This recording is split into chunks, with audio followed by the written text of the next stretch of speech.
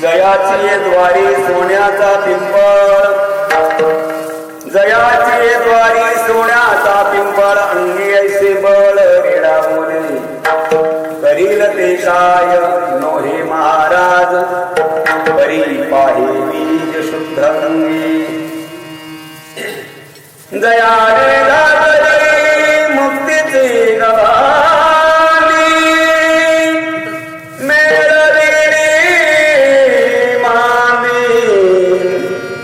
वैष्णवांची करील ते काय नोहे महाराज, परी पाहे बीज शुद्ध अंगी.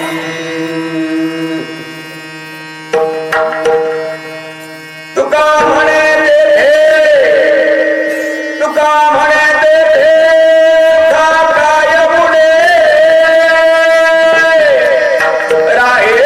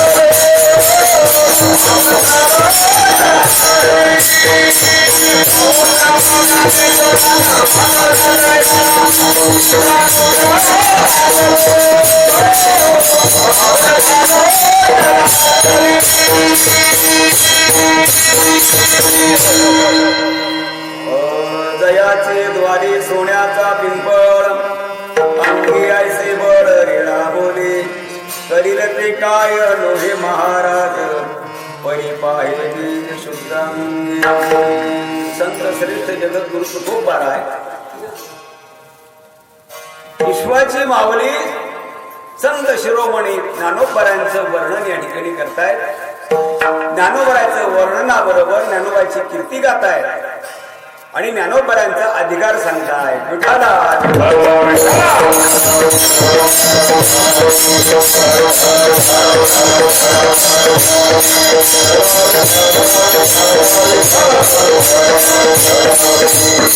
कुठल्याही व्यक्तीची स्तुती करायची असेल तर त्या व्यक्तीची योग्यता हवी. स्तुती करणारा सुद्धा योग्य हवाय आणि ज्याची स्तुती करणार आहोत ती सुद्धा व्यक्ती अधिकारी पाहिजे, योग्यतेची पाहिजे. कोणीही कोणाचं वर्णन करू शकत नाही महाराज. हो, संत संतांचंच वर्णन करू शकतात आणि ते संत आहे. तुकोबर आहे, तुकोबर आहे, संत आहे आणि ज्यांचं वर्णन करणार आहे ती जगाची विश्वाची माऊली आहे. ज्ञानोबरांचं वर्णन करताय. नुसतं ज्ञानोबरांचं वर्णन नाही याच्यामध्ये तर संपूर्ण वारकरी संप्रदायाचं महत्व सांगणारा हा सुद्धा अभंग आहे. की वारकरी संप्रदायाची निर्मिती कुठून झाली. अनेक पंथ अनेक धर्म विखुरले गेले होते आणि हा विखुरलेल्या समाजाला योग्य दिशा दाखवण्याकरता ज्ञानोबरांचा अवतार. हो, समाज विखुरला होता. प्रत्येकाचं ज्ञान वेगळं, तत्व वेगळं, प्रत्येकाच्या नियमावली अटी वेगवेगळ्या होत्या महाराज त्या काळामध्ये. आणि या सगळ्यांचा मेळ घालवण्याचं कार्य, महान कार्य, नवे नवे सर्वात मोठा उपकार जर कोणी केला असेल तर माझ्या ज्ञानोबरांनी केलेला आहे महाराज. हो, ज्ञानाचा सागर माझा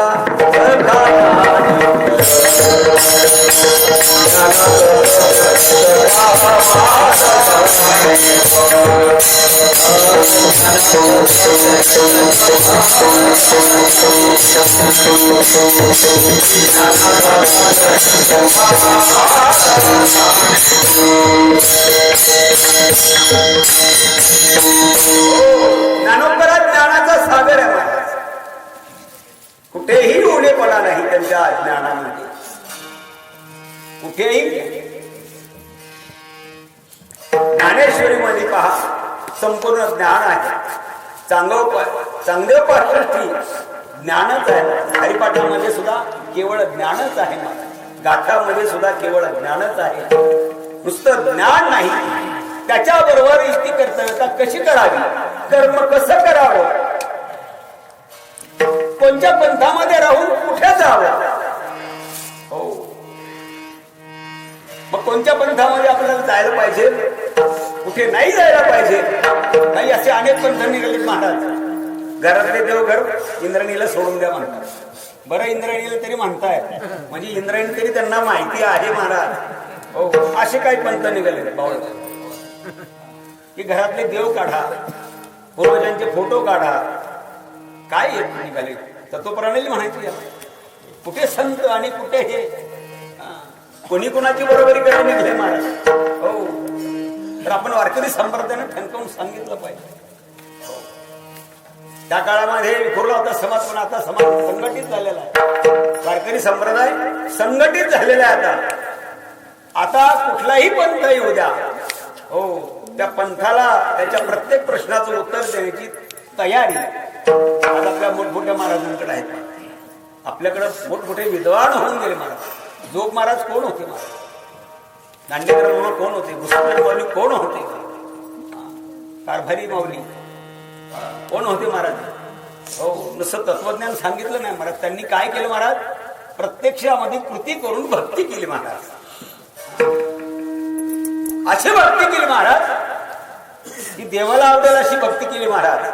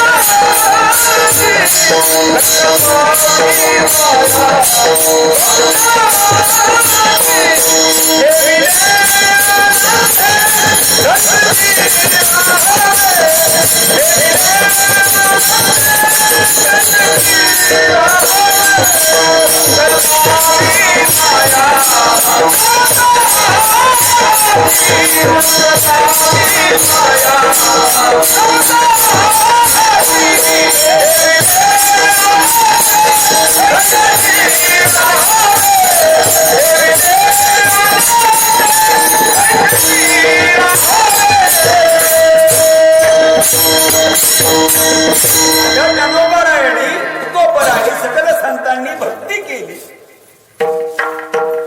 कर्तव्य शिकवलं, कर्म शिकवले आणि त्याच्याबरोबर जगत काय आहे, देव काय आहे, संत काय आहे, माया काय आहे हे सुद्धा सांगितलं. संकल्पावी माया, संसाराची माया म्हणजे जिच्यावरती जी खोटी आहे त्याच्यावरती आपण लोभ टाकला, जे खरंच नाही, मृगजळ आहे, खरंच नाही. पण हारण जितकं धावतो ना महाराज तितक्या वेगानं आपण 10 पटीने तिकडे धावतो. हे मृगजळ आहे, तितक्या 10 पटीनं आपण धावतोय.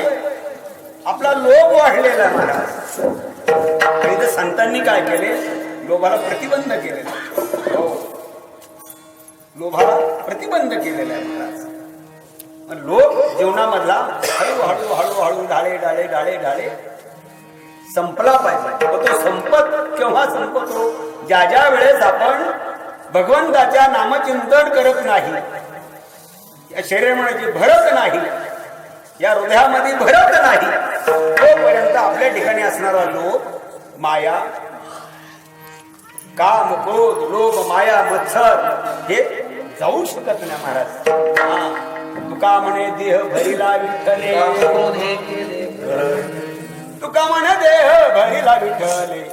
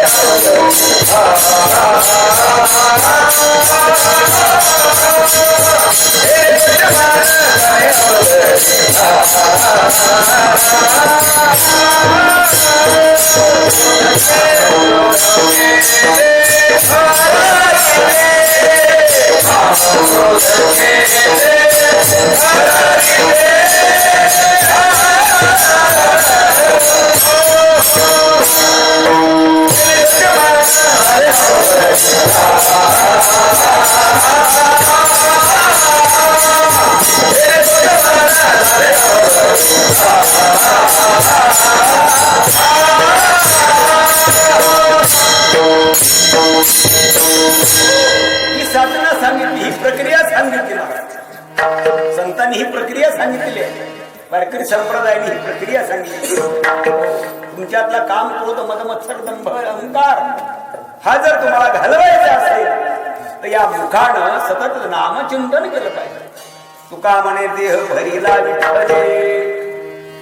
महादेह जर भरली, ही कणगी जर विठ्ठलानं भरली तर तिथे काम, क्रोध, लोभ, मद, मत्सर, दंभ, अहंकार राहू शकतो का? राहू शकत नाही. पण आपली माया, आपलं चिंतन योग्य दिशेला नाही. त्यामुळं आपला जो देह आहे, आपला जो हृदय आहे ते विठ्ठल होत नाही, विठ्ठल भरत नाही. त्याच्यासाठी काय केलं पाहिजे की दिनराजीने हाची धंदा गोविंदाचे पवाडे करून दाखव. हे करून दाखवलं. आपल्याला नुसतं शिकवलं नाही, नुसता उपदेश केला नाही, संतांनी प्रत्यक्षामध्ये कृतीमध्ये आणलं नाही.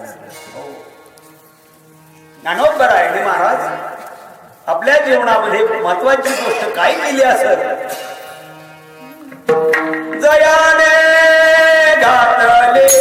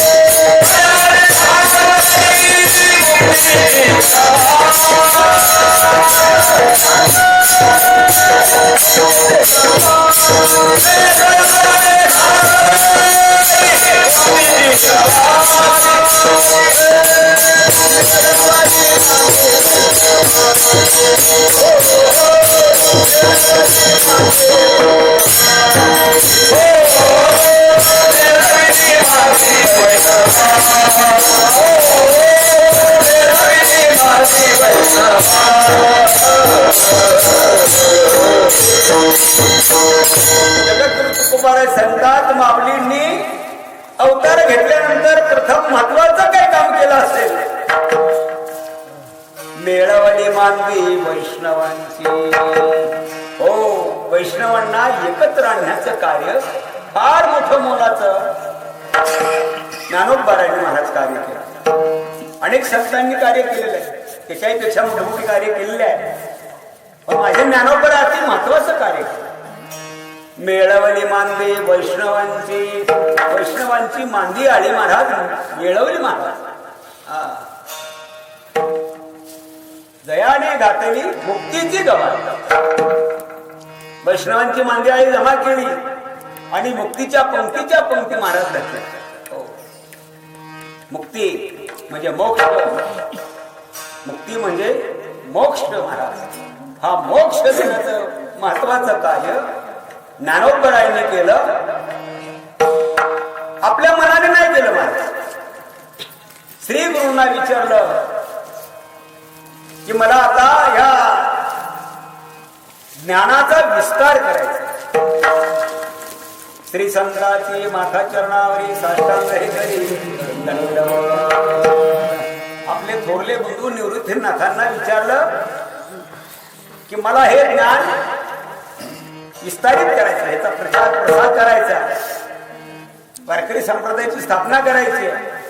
पण तुम्ही जर हो म्हणत असाल तर, कारण ज्ञानोबारायांनी आपल्या सद्गुरुरायांची बंधूची अवज्ञा कधी हे केली नाही, उल्लंघन नाही केलं. प्रत्येक गोष्ट विचारून केली. प्रत्येक गोष्ट हे करू का, हे करू का दादा, हे करू का. मग सद्गुरूंनी सांगायचं काही हरकत नाही, कळा. हो, कारण जगाच्या कल्याणा संतांच्या विभूती कष्टविधी परोपकारी हे निवृत्तीनाथांना माहिती होतं. कारण निवृत्तीनाथांना जो उपदेश झाला, जो अनुग्रह झाला, तो गहेनी प्रसादे निवृत्त दातार ज्ञान देवासार. गहिनीनाथ महाराज भेटले आणि गहिनीनाथ महाराजांनी सांगितलं, हो निवृत्ती दादा, तुम्ही या ठिकाणी आलेला आहात. आता एक गुरु एक शिष्य, एक गुरु एक शिष्य ही जी परंपरा आहे, आता आम्हाला अवतार कार्य संपवायचंय. मी वाट पाहत होतो, योग्य माणूस मला केव्हा भेटेल, केव्हा भेटेल. आणि त्र्यंबकेश्वराची नगर प्रदक्षिणा करता करता हे सगळे भावंड, आई वडील आणि तिचं सिंहाच्या रूपानं गहिनीनाथ महाराज आले. हो, आणि त्यांनी एका गुहेमध्ये नाथांना घेऊन गेले, निवृत्तीनाथांना दादांना घेऊन गेले महाराज. आणि तिथं सांगितलं त्यांना की आता मी तुमच्यावरती कृपा कटाक्षाने तुम्हाला निहळलेला आहे, आता तुम्हाला मी अनुग्रह देत आहे, उपदेश करत आहे. तरी पण निवृत्ती दादांनी विचारलं की गुरु महाराज बरोबर आहे तुमचं, पण मला माझ्या बंधूंना विचारावं लागेल. हो, आणि निवृत्तीनाथ महाराज त्र्यंबकेश्वरामध्ये आल्यानंतर ज्ञानोबारायांची परवानगी घेतली. काय आदर भाव आहे, भावाभावांचा कसा विचार असावा याच्यातून शिकलं आपण. काय थोरल्या भावांना धाकट्या बंधूला विचारावं, अरे बाबा आता वाटणी करायची, आई वडील गेले, काय पाहिजे तुला बोल. पूर्वीच्या काळामध्ये होतं, म्हणजे आमच्या आई वडिलांच्या काळामध्ये असं होतं बरं का. तर त्यावेळेस ते थोरल्याचा वाटा जो असायचा तो त्याला तोडकं मोडकीच भांडी मिळायची, पंचायत मंडळीमध्ये बसायचं. जे काय तुटलं फुटलेलं जे असेल ना, जे पडीक रान असेल, माळ असेल, ते थोरल्याचे मोकंडी त्या काळात. आता नाही, आता नाही, आता सगळं थोरल्याचेच लोखंडी. मला सांगायचं काय, भावाभावांचा कसा विचार होता त्या काळात. मग इतका विचार होता महाराज, त्यांनी तर दीक्षा घेतली. ज्ञानोबारायांना सुद्धा दीक्षा दिली महाराज. पण ती ज्ञानोबारायांना दीक्षा देत असताना महाराज स्वतः विठ्ठलपंत आणि रुक्मिणी आई साहेबांनी जसं नामदेवरायाच्या मुलांनी समाधीची जागा तयार केली, तशी अनुग्रह देण्याच्या वेळेस, ज्ञानोबारायांना बोध करण्याच्या वेळेस स्वतः विठ्ठलपंतांनी ही जागा निवडली. आणि अनुग्रह देत असताना रक्षण करायचं असतं, रक्षण करायचं असतं की त्यांच्या उपदेशामध्ये, ग्रहणामध्ये, आशीर्वादामध्ये बाधा कुठल्या प्रकारची येऊ नये म्हणून स्वतः विठ्ठलपंतांनी गस्त घातली. स्वतः विठ्ठलपंतांनी गस्त घातली होती ज्ञानोबारायांना दीक्षा देत असताना. दीक्षा ही एकांतामध्ये द्यावी लागते आणि ती जागा स्वतः आई वडिलांनी तयार केली. म्हणजे मुलांवरती संस्कार कसे करावे, मुलांकरता किती लहान व्हावं. मग ती मुलं सामान्य होती का महाराज? तिने देव जैसे परब्रह्मीचे ठसे, परब्रह्मीचे ठसे होते. आई वडिलांना माहिती होतं महाराज, आळंदीकरांना नाही मग कळालं त्यावेळेस. आता सगळं आता अभिषेक चालतात, चांगली गोष्ट आहे, त्यातून पुण्यच निर्माण होणार आहे. ज्ञानोबराय अकृपा करणार नाही. भलती या भावे शरण जाता भेटी पाठीस कसे तुटी सतत तुम्ही केव्हाही जा दर्शनाला, कंच्याही भावनेने जा. असो न स्वभाव आलो तुझी या ठाया कृपा दृष्टी पाहे मंदकडे पंढई जाया. एकदा का ज्ञानोबरायची कृपा झाली ना महाराज, हो आता आम्ही यांच्या घरी महाराजांच्या घरी थांबलो. तिथं पाऊल ठेवल्याबरोबर मामा इतकी प्रसन्नता, इतकी नम्रता, तिथे सुद्धा आम्ही एकदम अशी शांती समाधान ज्याला म्हणतो आपण, ते आम्हाला तिथं पाहायला मिळालं. ज्ञानोबरायांची तर मूर्ती इतकी सुंदर रेखीव आहे. आपल्या संग आता बोलती का काय, हे कशाचं प्रतीक आहे? ही ज्ञानोबराची कृपा आहे. हा ज्ञानोबराची कृपा आहे. किती ज्ञानोबराची कृपा आहे. हो खूप मोठी कृपा करतो ज्ञानोबराय. हो काय कृपा करतात ज्ञानोबराय? हा करिले ते काय नव्हे महाराज, करिले ते काय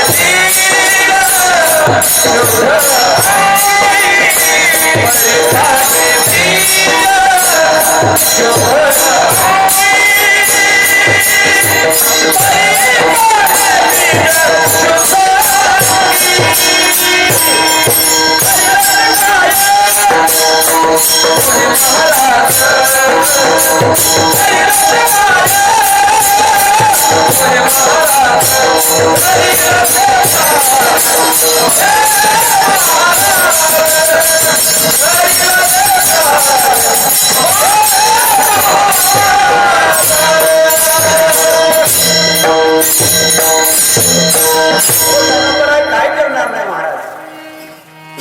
सद्गुरूंचा एवढा मोठा आशीर्वाद आहे. करील ते काय नोहे महाराज परी पाहिली. परंतु समोर त्याचा भाव पाहता, त्याच्याशिवाय कृपा करत नाही. ज्याला वाढायचं त्याचं पात्र कसं असलं पाहिजे, शुद्ध असलं पाहिजे. परिपा हे बीज शुद्धांगी असं सुद्धा आहे. आणि हे सुद्धा तिन्ही भावंडाची होती महाराज. परिपा हे बीज शुद्धांगी, शुद्ध शुद्ध बीजापोटी फळे रसाळ मोठी. म्हणा शुद्ध बीजापोटी, शुद्ध बीजापोटी, शुद्ध बीजापोटी, शुद्ध बीजापोटी,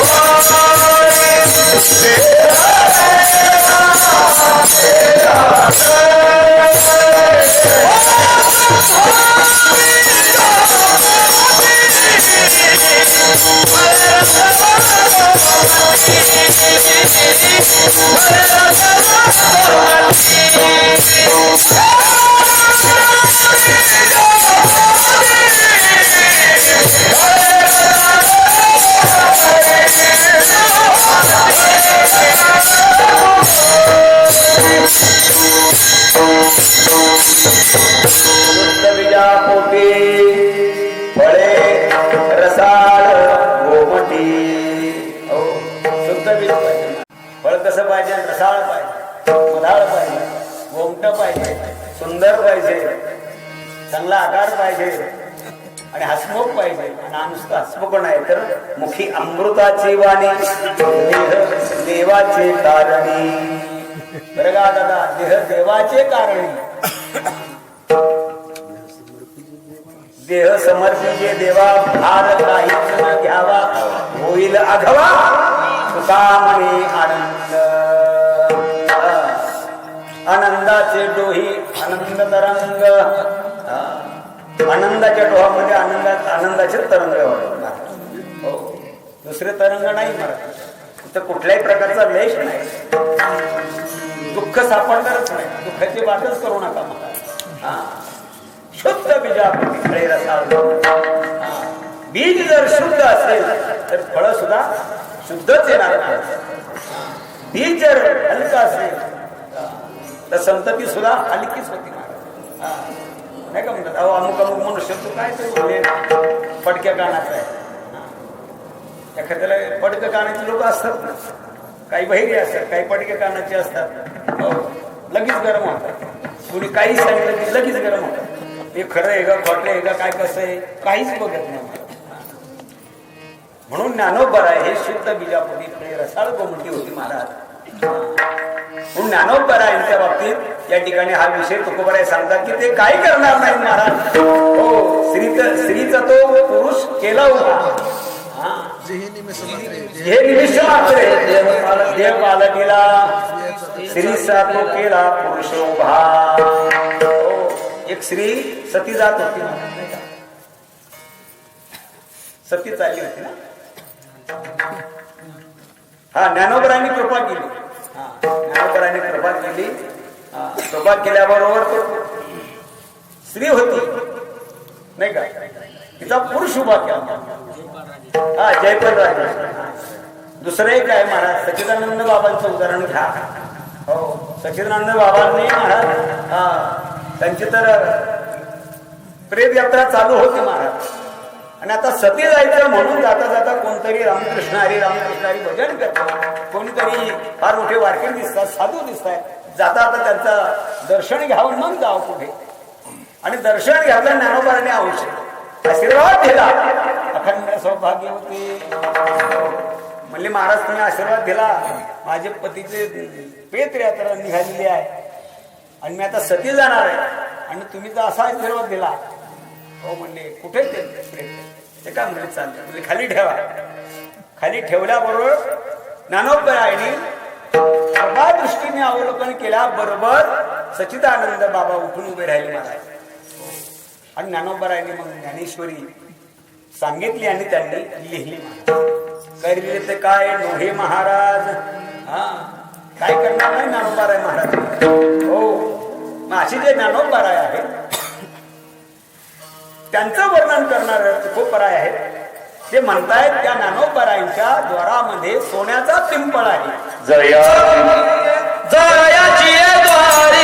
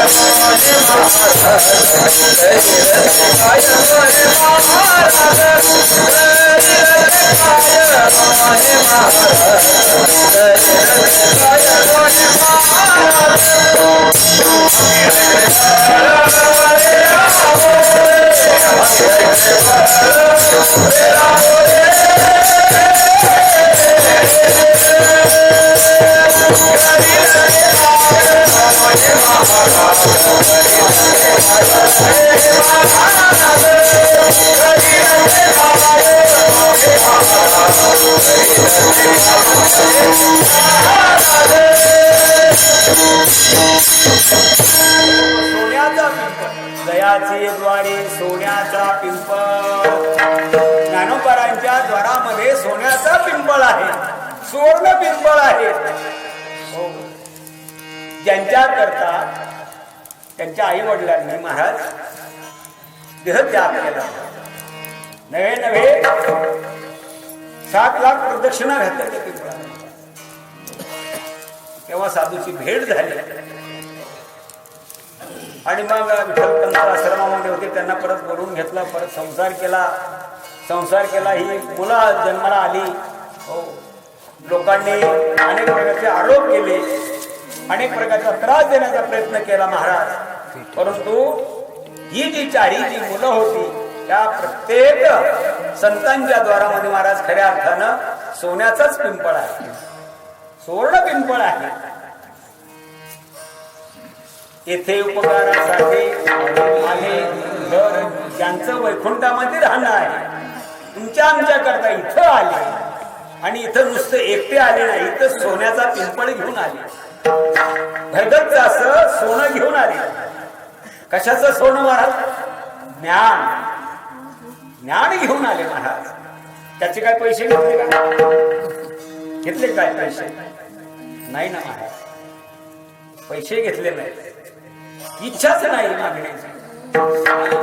मागण्याची इच्छाच नाही अंतःकरणामध्ये. हे केवळ तुमच्यासाठी आपल्यासाठी जन्माला आले महाराज. त्यावर लोकांचा उद्धार कसा होईल ही त्यांना काळजी. आई वडिलांची काळजी मुलांवरती असते नाही का? आई वडील मुलांची काळजी करतात. ही मर्यादा झाली तुमची आमची, मर्यादित झालं सगळं महाराज. उपकार संतांचे उपकार महाराज. हो. गगनाला गवसणी घालणं इतकं मोठं उपकार आहे महाराज. एवढे उपकार साधू संत आपल्यावरती करतात. केले उपकार सांगू मी काय, केले उपकार सांगू मी काय, आपण करी ऐशी माया, आपण करी ऐशी माया, कमीच्या छायेची केली माया, कमीच्या छायेची केली माया,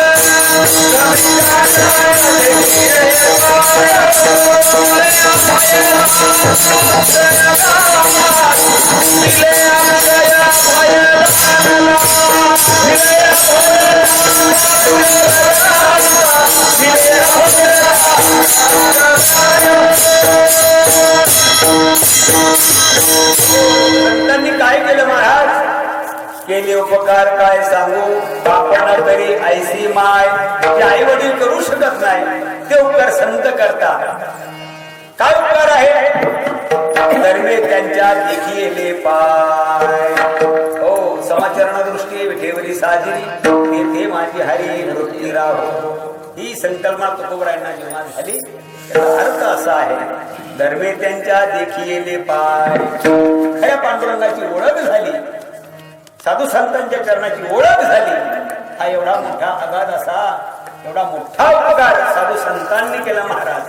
केले उपकार काय सांगू बाप न करी ऐसी माय धर्मे त्यांच्या देखिले पाय दिले अक्षय अक्षय अभयदान गा हा मी तुझ्या पाठीशी आहे भिकू नको असं दान दिलं संतांनी महाराज भेटा कशाला हा घेऊ नका कुणाला भेटा कशा करता भेटा संसारी माणसं फार भित्रे महाराज त्याच्यात मी पण आहे आपण लय भित्र आहे महाराज आपल्याला कशाची भीती वाटते तेच कळत नाही भीतीच कशाची वाटते तेच कळत नाही सगळ्याला कशाची भीती आहे मरणाची भीती आपण मरू द्या ना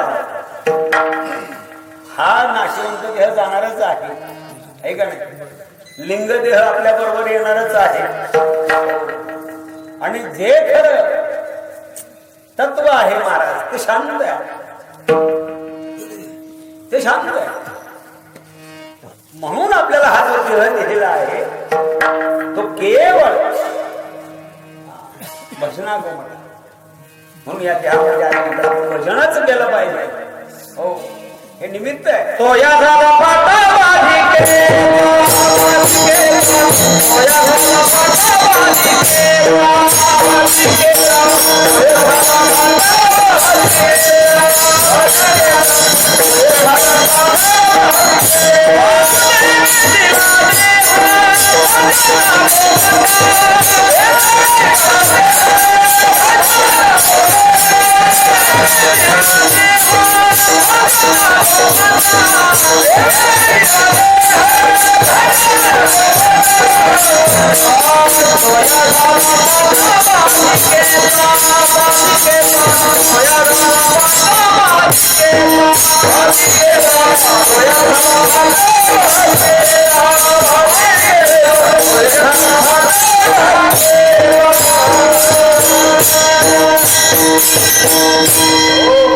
खऱ्या अर्थानं देवाला आपल्याला देह दिलेला आहे भजना गोमटा तो या झाला घाटा बाधिकेचा म्हणजे इच्छा मी माझ हा फाटा आहे हा खरा फाटा आहे हा फाटा ओलांडून जायचा आहे का मग फाटा ओलांडून जायचा म्हणल्यानंतर काय करावं लागेल माया रूपी जी रेल्वे आहे ना ती गेल्यानंतर आपण जाऊ शकतो ती आपल्या जीवनातून हलवायची माया रूपी रेल्वे ही आपल्याला दिसणारच आहे तो फाटा असतो ना फाकट लावलेला फाटा तो आपल्याला पार करायचा पलीकडे जायचं मग तसं जाता येत नाही महाराज तसं जाता येत नाही माझे चित्त तुझे पाये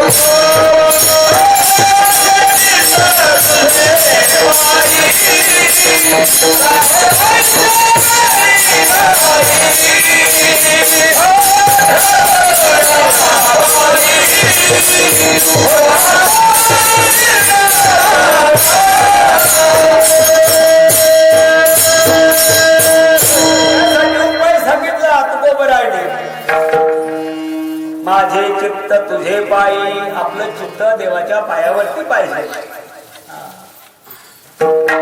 राही ऐसे करी काही असं काहीतरी देवा कर माझं चित्त तुझ्या चरणावरती राहिलं पाहिजे असं काहीतरी कर आणि असं काहीतरी कर दरोनिया बाही बवहा तारी दातारा हा भवसागर आहे ना आमच्या पेलवणार नाही दादा. पांडुरंगा तू काय कर, आमच्या हाताला धर. आणि तू एकदा का हाताला धरलं हो की आम्हाला कुठल्याही प्रकारची चिंता नाही. ना लगेच चिंता कोणाच ते सांगितलंय. या रे लहान तो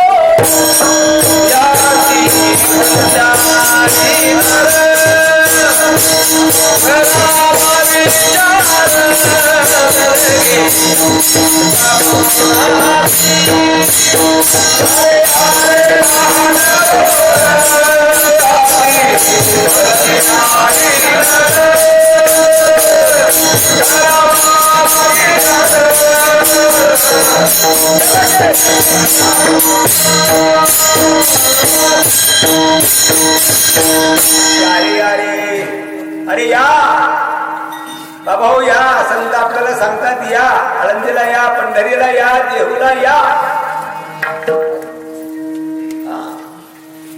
आणि जे आळंदीला जातात ना ते देवाला आवडतात. यात्रे अलंकापुरा येथे आवडती विठ्ठला. हो म्हणजे आळंदीतच जे आहेत महाराज सतत आळंदीमध्ये आहेत. काय पुण्य त्यांच्या पद्धतीने. पुण्याची गणना कोण करेल महाराज? तुमची पुण्याची गणना कोण करणार महाराज? संत सांगतायत महाराज. रात्रंदिवस जे आळंदीमध्ये आहे, रात्रंदिवस त्यांच्या कानावरती टाळ पवन विण्याचा आवाज गरजवतोय, काकडा ऐकू येतोय. हो अशा ठिकाणी महाराज तुकोबर आहे सांगतात तिथं काय गुण आहे? शेवटच्या तुका म्हणे ते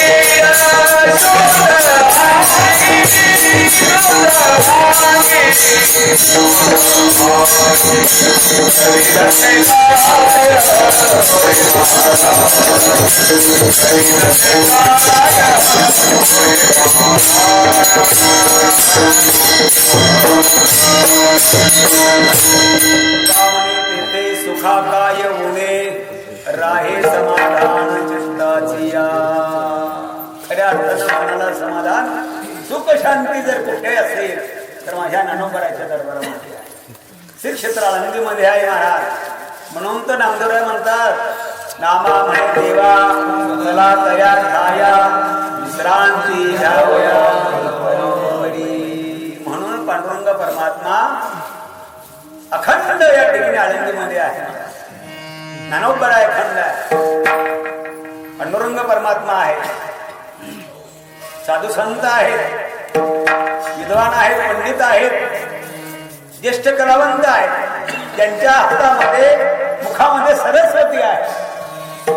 अशी आळंदी क्षेत्राची महती आहे महाराज. हो, तिथं सुखाला काही कमतरताच नाही महाराज.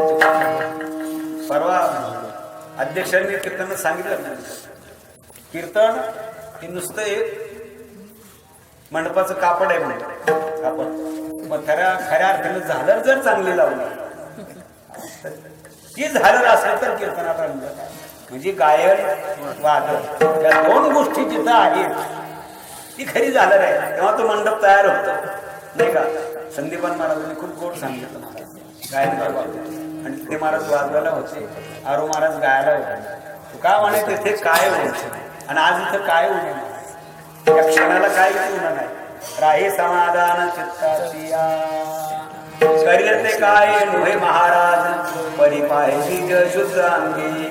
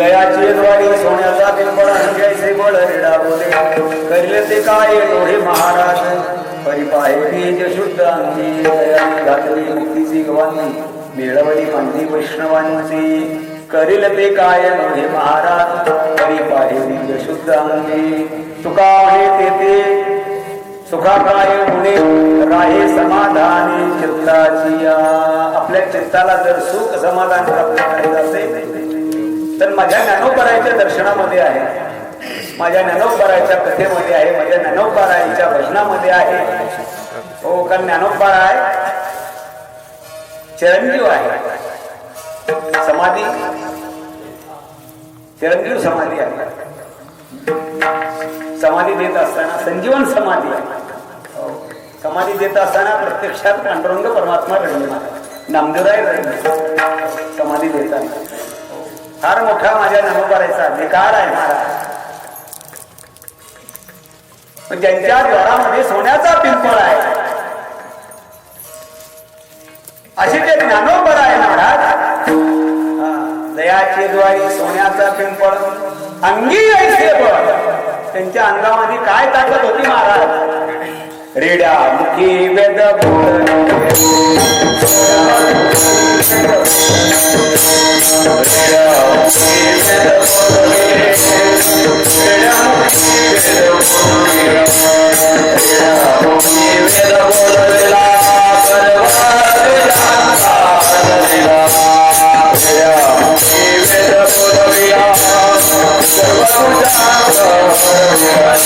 Shakti